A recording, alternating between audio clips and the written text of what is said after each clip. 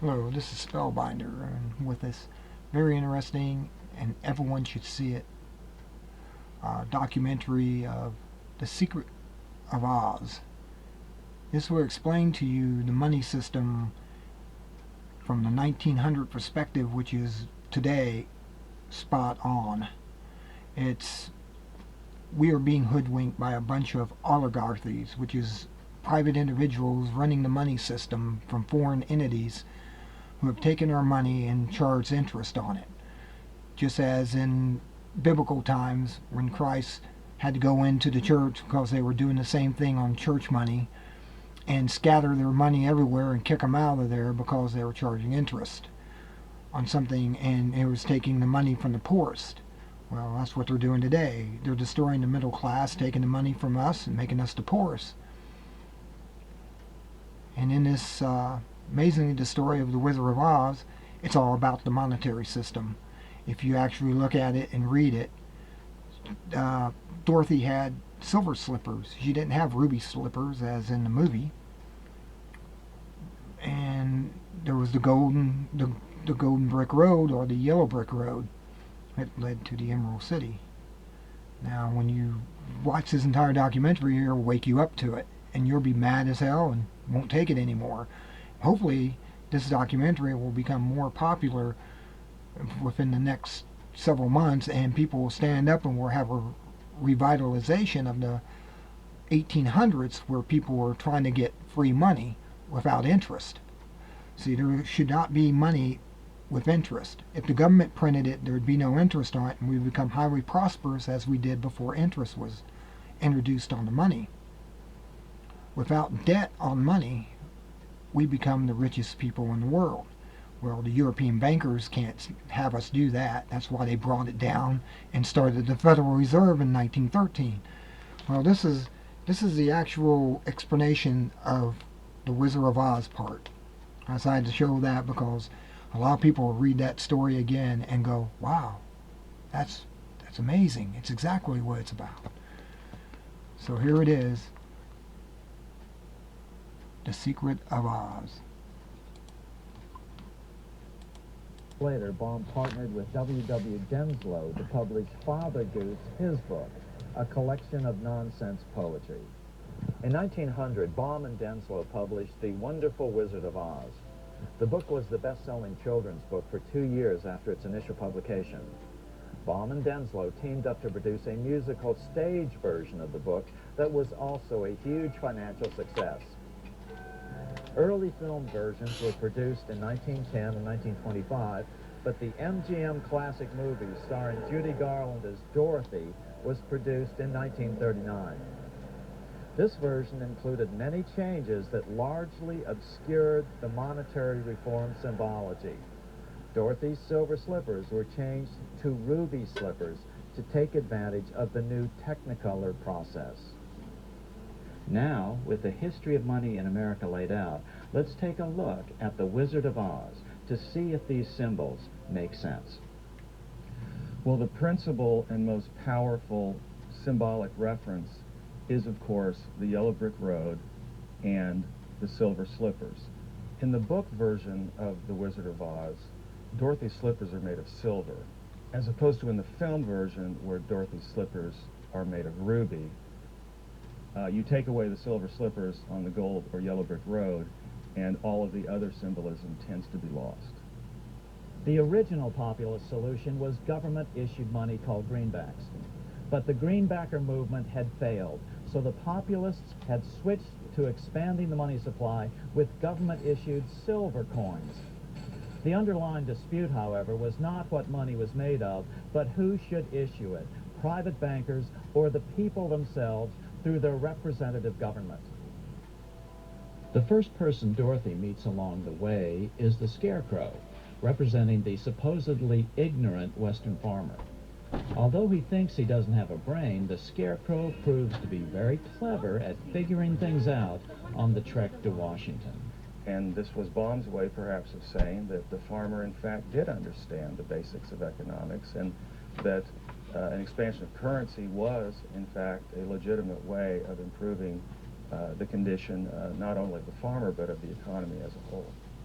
Next, Dorothy and the Scarecrow meet with the Tin Woodman, Baum's symbol for the factory worker.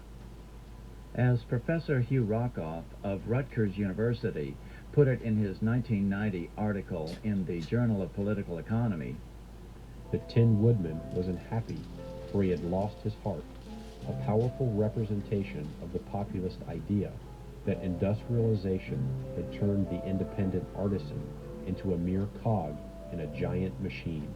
And what he needed was some oil or liquidity. He needed the liquidity of more money in the system. The Tin Woodman had joined the ranks of those unemployed in the Depression of the 1890s, a victim of the unwillingness of the Eastern gold bugs to countenance an increase in the stock of money through the addition of silver. And then there was the Lion, who represented William Jennings Bryan. Bryan was actually called the Lion of the Silver Movement. He was the leader. Bryan was considered a coward because after his loss in 1896, he backed away from the Free Silver movement. So off go the four unlikely companions, headed for Oz along the dangerous yellow brick road in hopes that a powerful wizard will grant their requests. Some experts view this as symbolic of the very first march on Washington, that of Coxey's army in 1894, to try to break the Depression. Jacob Coxey was a successful businessman who led a march from the Midwest to Washington, D.C. to seek redress for the economic plight of millions at the time who were suffering during the crisis of the Depression of 1893. He marched with a so-called industrial army. These were just unemployed men. So this trek is often seen as inspiration behind Dorothy and her group's trek to the Emerald City to seek redress from the Oz, or the President of the United States. Coxey was hoping to meet with President Cleveland. However, he was arrested for trespassing, jailed, and his movement was dispersed. Coxey was a greenbacker, and his idea was simple. The federal government should build public works and pay for them by printing money. At the time, the idea seemed to be the wildest kind of extremism. Given unemployment of 18.4%, few modern economists would be prepared to dismiss such a proposal out of hand. On the trek to Oz, the Cowardly Lion falls asleep in a field of poppies. But why poppies? The poppies were representative of the Opium Wars that Bryan was opposed to. Poppies are a source of opium, and falling asleep in the field of poppies symbolizes the populist fear that Bryan would fall asleep in the midst of these new issues.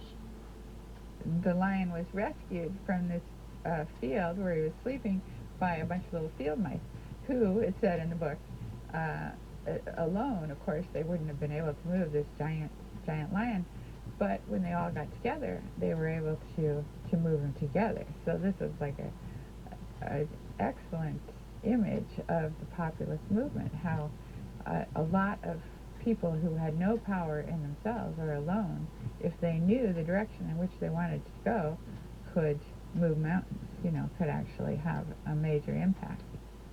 The two Wicked Witches were the East and the West. The two banking powers at that time were Rockefeller and Morgan. And J.P. Morgan headed the Wall Street bankers in New York and ultimately got its funding from Europe.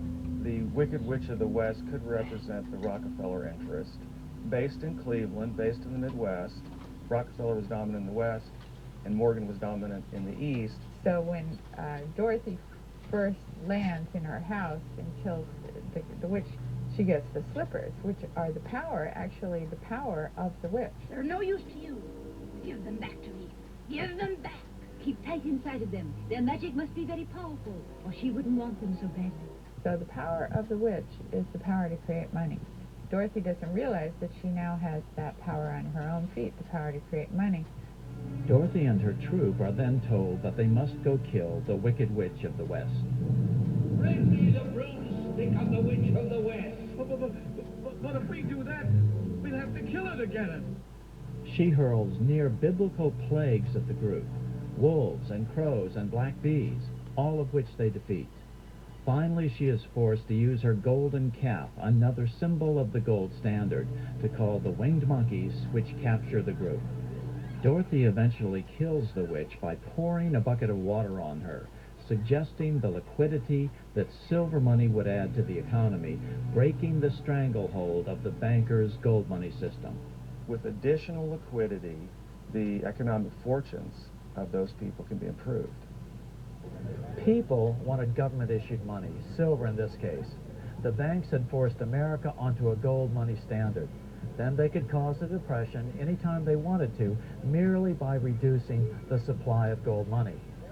When they return victorious to the wizard, Dorothy is asked to sew the wizard's getaway balloon out of green cloth. Then the wizard accidentally leaves without her.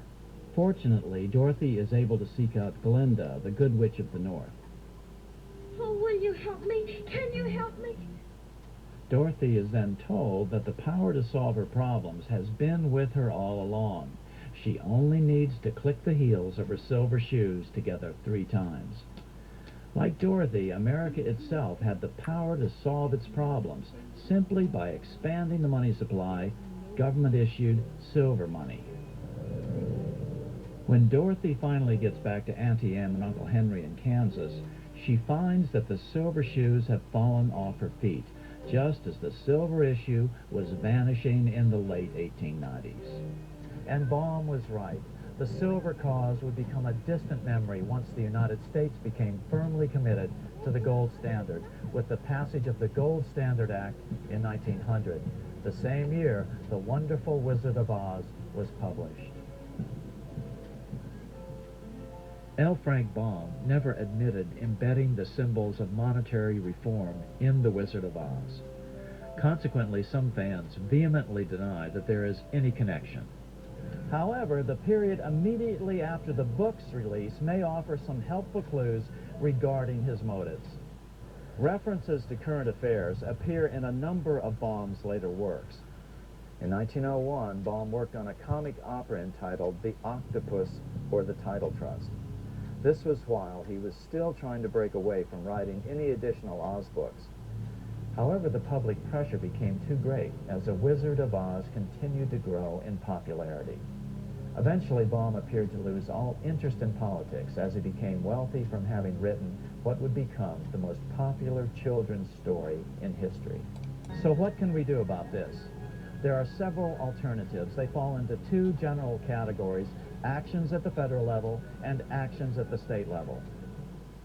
There are 3 basic federal level solutions, all of which have at their core that government should issue and control the quantity of money, and commercial banks can only lend out the money they actually have. British citizen James Robertson splits up the money power between 2 competing governmental bodies. The British government would publish monetary objectives approved by Parliament, for example, an inflation range of 2 to 3%. Then the Bank of England would create just enough debt-free money to achieve those objectives. It would then give this money to the government to spend into the economy by the normal budgetary process.